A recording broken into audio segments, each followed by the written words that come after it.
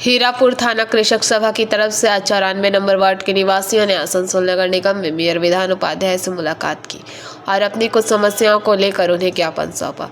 Mayor ने उनकी बातों को गौर से सुना और यह आश्वासन दिया कि उनकी समस्याओं का जल्द से जल्द निराकरण करने की कोशिश की जाएगी। इस बारे में पत्रकारों से बात करते हुए ज्ञापन सौंपने वालों में से धर्मदास मांडी ने बताया कि इस क्षेत्र में आसनसोल अदालत के एक वकील द्वारा आदिवासी समुदाय के लोगों की जमीनों पर अवैध रूप से कब्जा किया जा रहा है।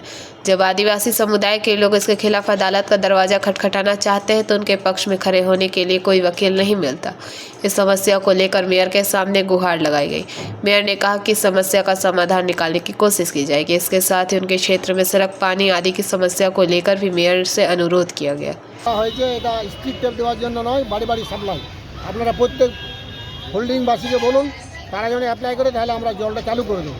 আমরা আমাদের এলাকায় এবারে মানুষকে বলবো, বললে না আমরা টাকাও অনেক কম করে দিয়েছি, যারা গরিব মানুষ পারবে না তাদের জন্য কম টাকা দিয়ে তারা যাতে কানেকশন দিতে পারে। এলাকায় কোনো উন্নয়নমূলক কাজ হচ্ছে না, বিভিন্ন উন্নয়নমূলক কাজের কথা বললাম, যেমন তালকুড়ি নতুনডি একটা আমাদের রাস্তা আছে 9 কিলোমিটার, ধেনুয়া এয়ার স্টেপ থেকে গুরু নানক পর্যন্ত। সেই রাস্তা 2004-এর আগে হয়েছিল, এলডি থেকে হয়েছিল, সেই রাস্তা এখন বেহাল হয়ে গেছে। তো ওটাও ওনার জানা নাই, কাউন্সিলারও এখানে সেরকম ধরনের কোনো রকম জানায়নি। বলে ঠিক আছে, আমি ওটা দেখছি। আমাদের ধেনুয়া এবং কালাঝুরিয়া দুটো গ্রামের মেন ড্রেনের যে আউটলেট না থাকার ফলে জল যেখানে সেখানে গিয়ে পড়ছে, মানুষের জমি নষ্ট হচ্ছে।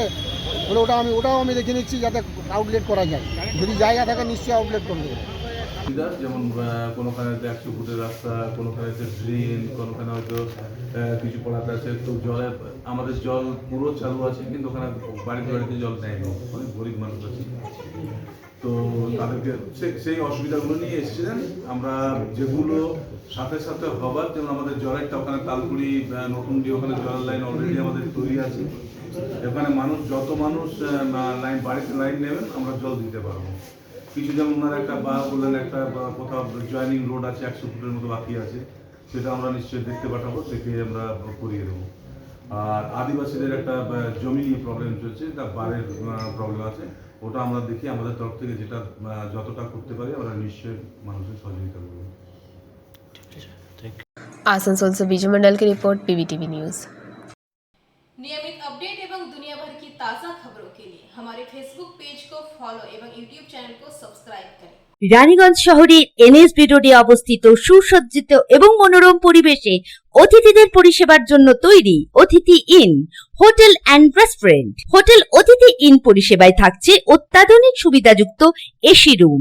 অতিথি ইনে পকেট ফ্রেন্ডলিতে আপনি পাবেন single and double bedroom. Festival সিজনে থাকছে স্পেশাল ডিসকাউন্ট। তাই উৎসবে অনুষ্ঠানের যে কোনো দিন পাশেই পাবেন হোটেল অতিথি in, metro plaza, NSB road, Raniganj, Muthoot finance building.